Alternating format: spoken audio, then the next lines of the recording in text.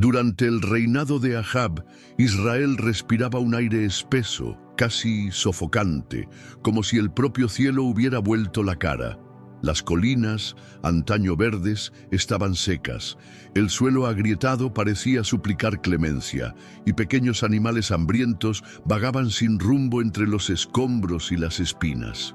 En el corazón de este paisaje devastado caminaba un hombre de aspecto rudo, barba desaliñada, mirada ardiente y pies encallecidos por el polvo del desierto. Elías el Tisbita. No era noble ni sacerdote. Venía de las montañas de Galaad, donde los hombres aprendieron a escuchar el silencio y a temer solo al Dios invisible. Elías llevaba dentro una rabia santa, una inquietud que le quemaba los huesos desde que había visto a Israel postrarse ante Baal, el dios de las tormentas que irónicamente ahora callaba. Fue en uno de estos días secos cuando se levantó con un propósito inquebrantable. No tenía ejército, ni seguidores, ni siquiera un plan detallado. Solo la voz de Dios resonando en su alma y un mensaje que cambiaría el curso de la historia. Ve al rey y dile que no lloverá. El palacio de Samaria estaba rodeado de guardias, y el nombre de Ahab hacía temblar hasta al más valiente. Pero Elías entró sin vacilar, como si fuera invisible, como si un fuego le guiara. Cuando se encontró con el rey, sus ojos fulminaron al monarca como un relámpago. Y entonces habló con voz firme, casi cortante. Vive el Señor, el Dios de Israel, ante cuya faz estoy, que no habrá rocío ni lluvia estos años, sino según mi palabra. Dijo esto y se marchó, dejando tras de sí a un rey perplejo y a un país que, sin saberlo, se sumía en el silencio más largo y duro del cielo. Inmediatamente después de pronunciar la profecía, Elías desapareció como una sombra llevada por el viento. Dios lo condujo hacia el este, a un lugar apartado, lejos de los ojos vengativos de Jezabel, que empezó a cazar profetas como quien elimina insectos indeseados. A orillas del arroyo Kerit, entre rocas afiladas y arbustos retorcidos, Elías se refugió. Allí, rodeado del silencio absoluto de la creación y con el único sonido del agua corriente para recordarle la vida, aprendió lo que significa depender enteramente de Dios. Por la mañana, los cuervos se acercaban volando bajo, llevando trozos de pan y carne en sus picos, una escena que desafiaba toda lógica.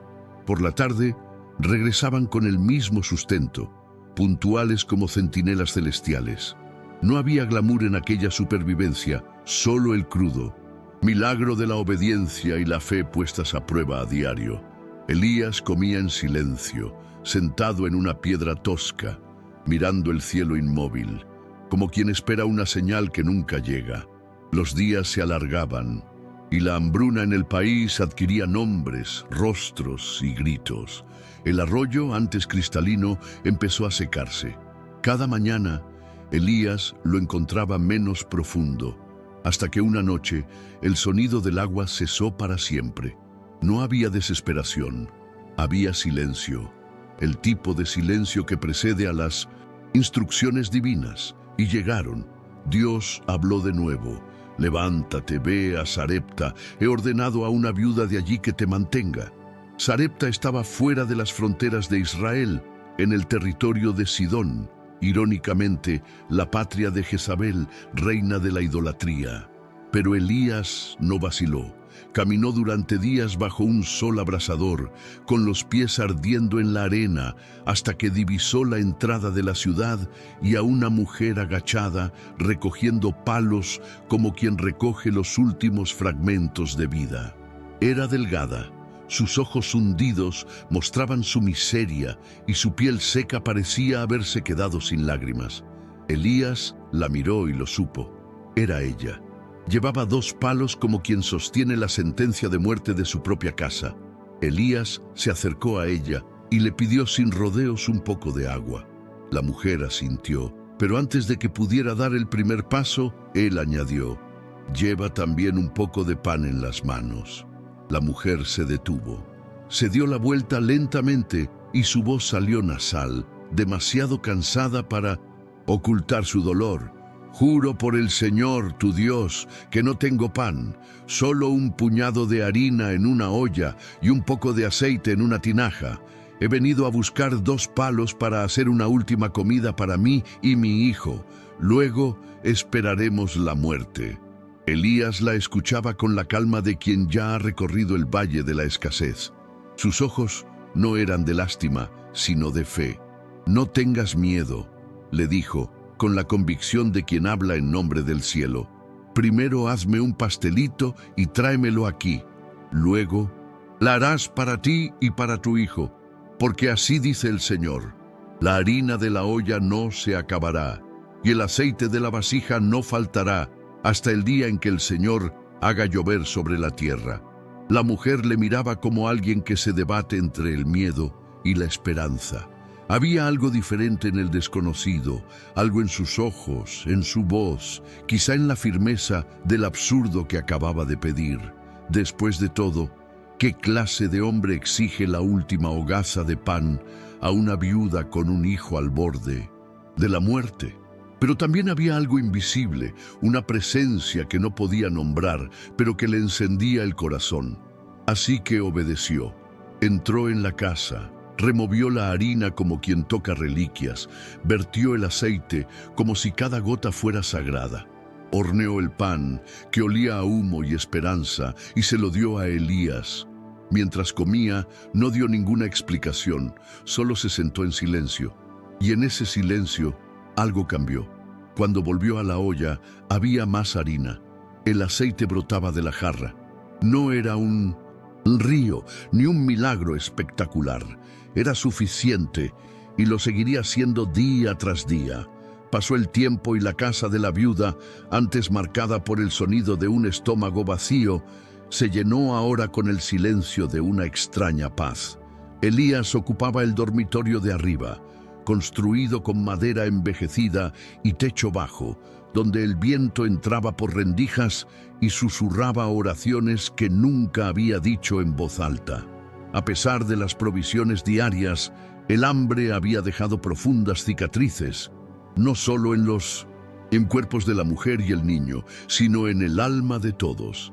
Siempre existía el temor de que el milagro se detuviera en cualquier momento, como si Dios pudiera cambiar de opinión, pero no lo hizo. La harina no se acabó, no faltó el aceite. Y en medio de todo esto, Elías observó. Observó cómo crecía el niño, cómo la mujer recuperaba el brillo de sus ojos, y también cómo se afinaba su propia fe, ya no por el clamor público o los signos espectaculares, sino por aquel sutil milagro que se repetía cada mañana. El pan seguía allí. Sin embargo, como una sombra que se mueve sin ser vista, la tragedia volvió a llamar a la puerta. El niño, antes lleno de vida, cayó enfermo. La fiebre llegó sin avisar, como una cuchilla caliente que corta la esperanza. En pocos días, sus ojos se volvieron opacos, su respiración entrecortada, su cuerpo una carga inerte en brazos de su madre. Elías bajaba las escaleras y oía los gemidos, las oraciones desesperadas, el sonido de una madre que luchaba contra lo inevitable. Y entonces, una tarde pesada, todo se detuvo. El silencio, un silencio más cruel que el hambre. La mujer, con el pelo enmarañado y el rostro cubierto de polvo, gritó al profeta: ¿Qué te he hecho, hombre de Dios? ¿Has venido a recordarme mis pecados y a matar a mi hijo? Elías la miró, sintiendo un peso que nunca antes había experimentado. No era solo dolor, era la sensación de que Dios lo había puesto allí para presenciar una nueva derrota. Sin decir palabra, Elías tomó el cuerpo del muchacho en sus brazos. El cuerpo estaba frío, pero no duro. El peso era extraño, no parecía solo el de un niño, sino el de una promesa suspendida, el de una fe sacudida. Subió lentamente las escaleras, cada paso crujía, como si protestara por la escena. Cuando llegó al dormitorio, acostó al niño en su propia cama y se arrodilló a su lado. El profeta que se había enfrentado a reyes temblaba ahora ante un niño muerto. Extendió los brazos al cielo y gritó con el alma en carne viva: Señor Dios, mío, también has traído la desgracia a esta viuda que me ha acogido matando a su hijo. La habitación estaba a oscuras, pero no por la ausencia de luz. Era la oscuridad que viene de dentro, cuando no entiendes lo que Dios está haciendo.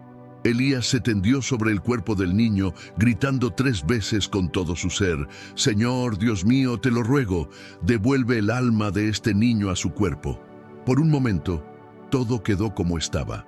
La habitación permaneció quieta, el viento cesó, los sonidos de la casa desaparecieron. Entonces ocurrió algo imperceptible. El cuerpo del niño se estremeció y un débil suspiro escapó de sus labios. Elías dio un paso atrás, con los ojos muy abiertos, incapaz de hablar. El chico abrió los ojos, parpadeando lentamente, como quien regresa de un lugar muy lejano. Estaba vivo, completamente vivo. Elías volvió a cogerlo en brazos, con la respiración agitada, y bajó las escaleras a toda prisa. La mujer lo vio llegar con su hijo en brazos y se detuvo en medio de la habitación, sin saber si correr o retroceder. Se lo entregó en silencio, y la madre soltó un grito ahogado al tocarlo, cayendo de rodillas con el niño agarrado al pecho. Las lágrimas brotaron como fuentes olvidadas, lavando el dolor de meses. Ahora sé que eres un hombre de Dios, dijo entre sollozos, y que la palabra del Señor en tu boca es verdadera. Han pasado 3 años desde el día en que el niño volvió a la vida. Durante ese tiempo, el cielo permaneció cerrado como una puerta sellada. No hubo lluvia, ni rocío, ni alivio. Las cosechas murieron, los rebaños desaparecieron, las ciudades se convirtieron en fantasmas de polvo y sed. Israel gemía bajo el peso de la sequía, pero seguía arrodillándose no ante Dios, sino ante los ídolos. Jezabel había intensificado el culto a Baal, persiguiendo a los profetas del Señor como si fueran plagas. La verdadera fe se retiró a la clandestinidad, sostenida solo por quienes aún se atrevían a recordar al Dios de sus padres.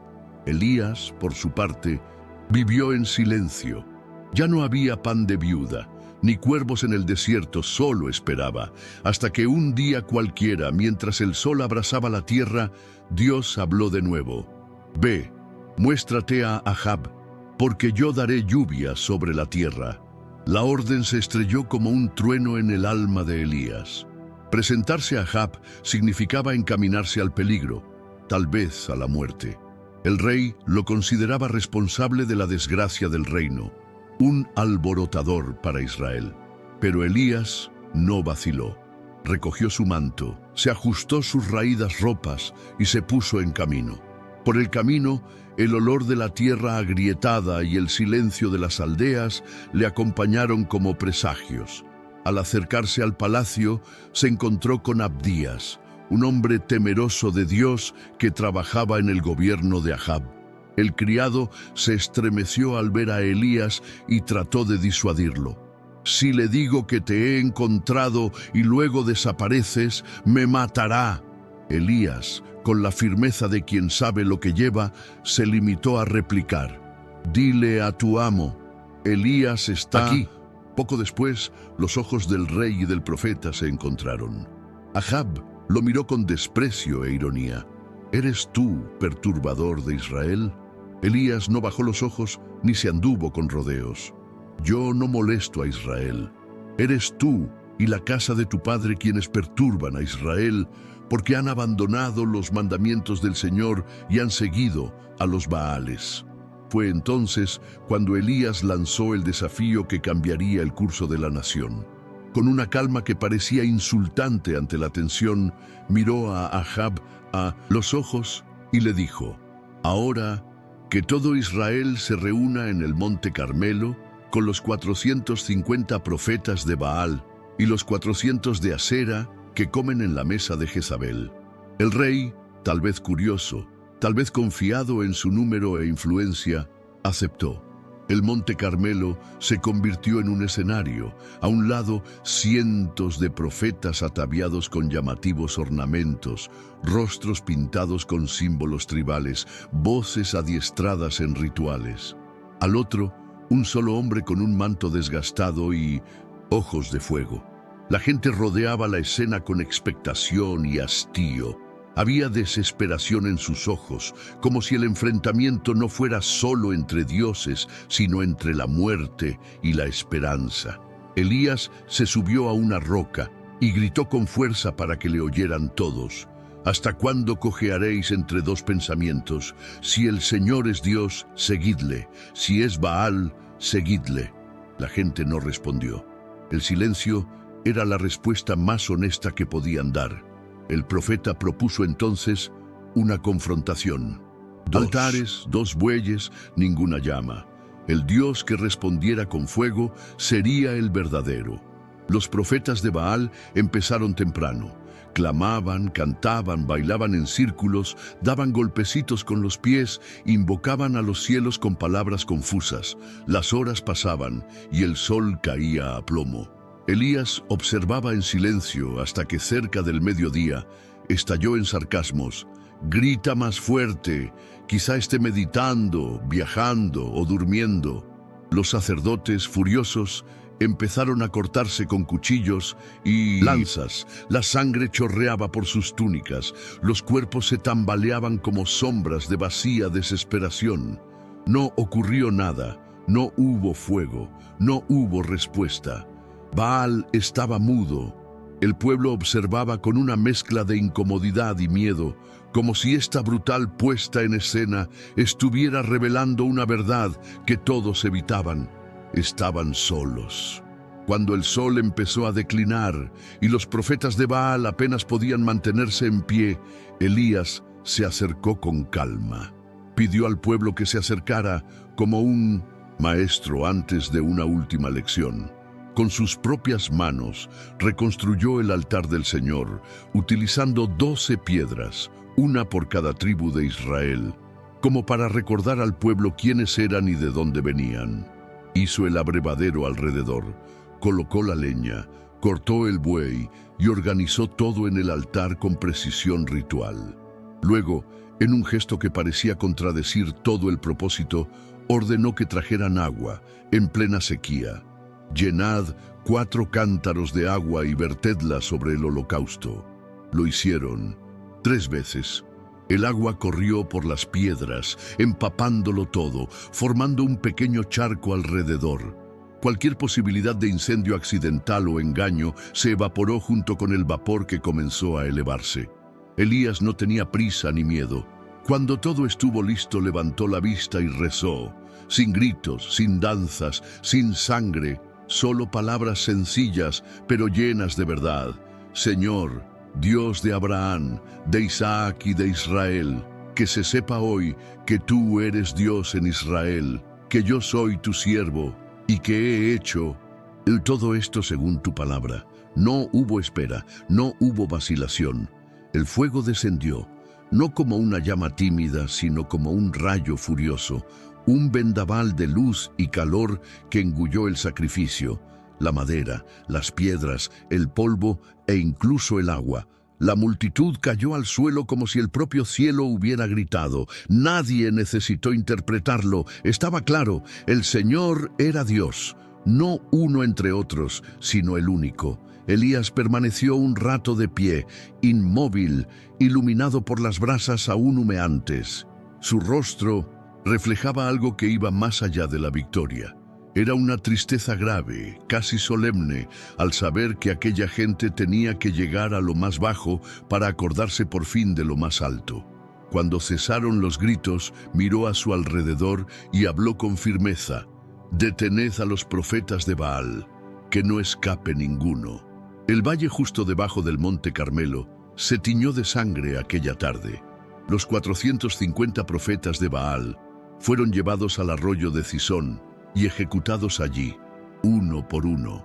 No hubo fiesta ni celebración, solo el peso de la justicia, como un juicio inevitable que descendía sobre los engañadores del pueblo. Elías no dudó. Sabía que se trataba de un acto extremo pero necesario. No había forma de curar a Israel dejando que el veneno se extendiera. Cuando todo terminó, subió de nuevo a la montaña, pero esta vez no para desafiar, sino para interceder. La lluvia aún no había llegado, y la tierra seguía agrietada como la piel de un enfermo de fiebre. Elías se inclinó hasta el suelo, con la cara entre las rodillas, y oró. 7 veces envió a su criado a mirar el mar, y 7 veces volvió diciendo, «No hay nada». Pero a la 7ª vez, el muchacho señaló y dijo, «He aquí que del mar se levanta una nubecilla del tamaño de la mano de un hombre». Elías se levantó como quien oye el ruido de un ejército a lo lejos. Esa señal era todo lo que necesitaba.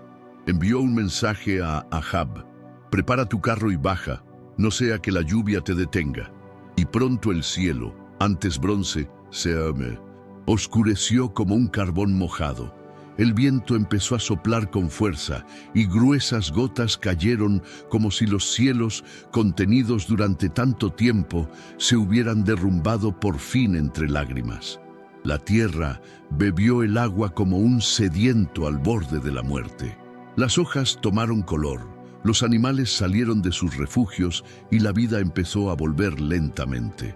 Pero mientras Ahab corría con su carro hacia Jezreel, Elías, arrebatado por el poder del Espíritu, corrió delante de él. No era solo una carrera física, era como si Dios dijera, «Mi palabra siempre va delante». Elías llegó primero, con su manto ondeando y su corazón en llamas. Pero ni siquiera la victoria pudo prepararle para lo que vendría después.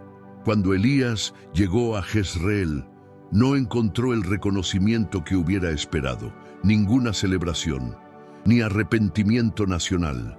Solo el odio silencioso de Jezabel, que al enterarse de la masacre de los profetas de Baal, envió un mensaje directo y mortal: «Que así me hagan los dioses a mí, y que así te hagan a ti, si mañana a esta hora no hago con tu vida lo que tú has hecho con la suya».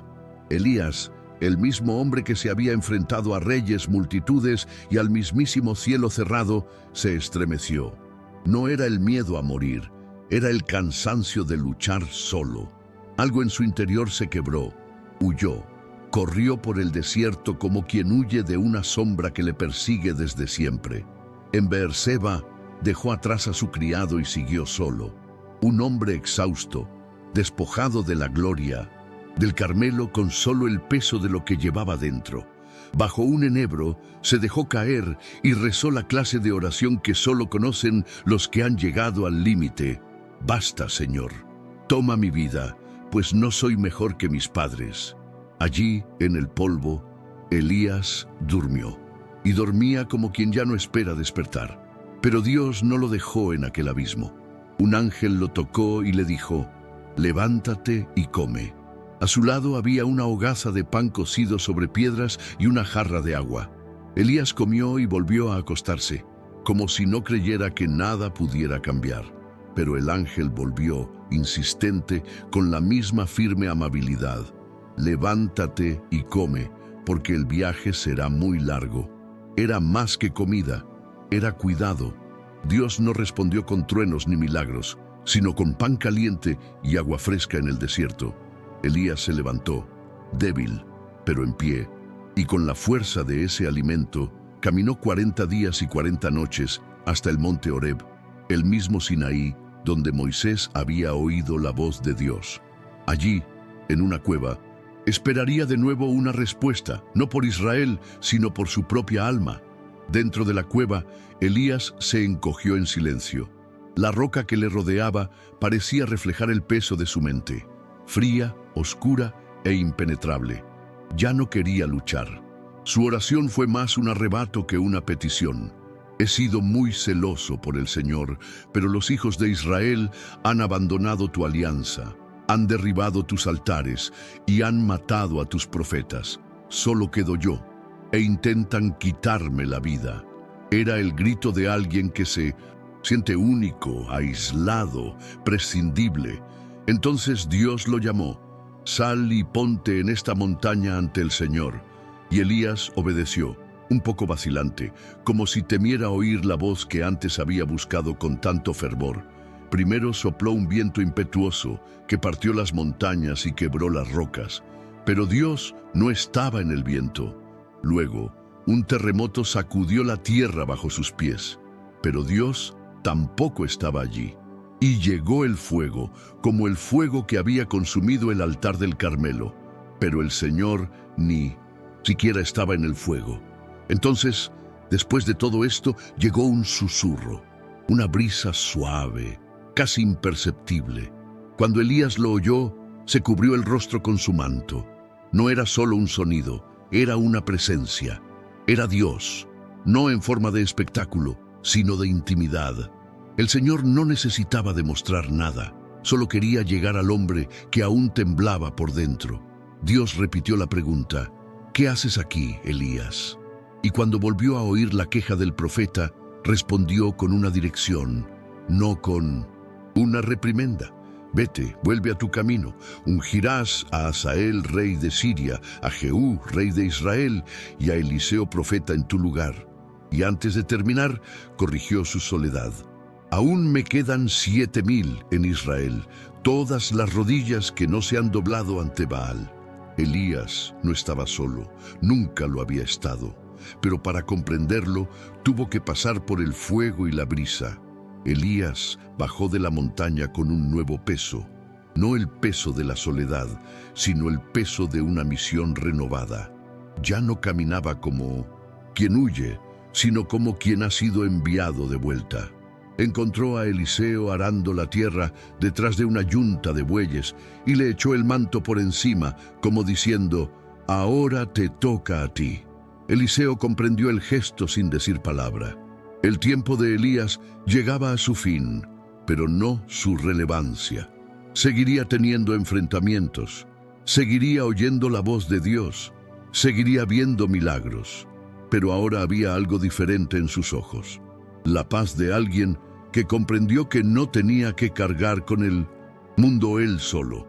Los días pasaban con menos ruido y más propósito. La historia no termina en espectáculo, sino en fidelidad. Y en el momento oportuno, Dios lo tomaría como único, como siempre había sido único. Elías no murió, al menos no como los demás. Un día, mientras caminaba con Eliseo, los cielos se abrieron y un carro de fuego tirado por caballos llameantes los separó. Elías fue llevado al cielo en un torbellino. No hubo tumba, ni luto, ni epitafio, solo el recuerdo vivo de un hombre que se atrevió a creer cuando nadie más lo hacía. Un hombre que desafió a reyes, se enfrentó a tormentas, lloró bajo los árboles, escuchó susurros y levantó discípulos. Su historia no estaba hecha de gloria constante, sino de caídas, cansancio, coraje y reencuentros con Dios. Fue la prueba viviente de que incluso en los días más oscuros todavía hay profetas. E incluso cuando todo parece perdido, Dios sigue hablando, a veces con fuego, a veces con silencio, pero siempre con amor. Elías se ha ido. Su legado permanece como una llama que arde en medio de la noche, recordándonos que la verdadera fe es la fe que continúa incluso cuando el cielo parece estar en silencio.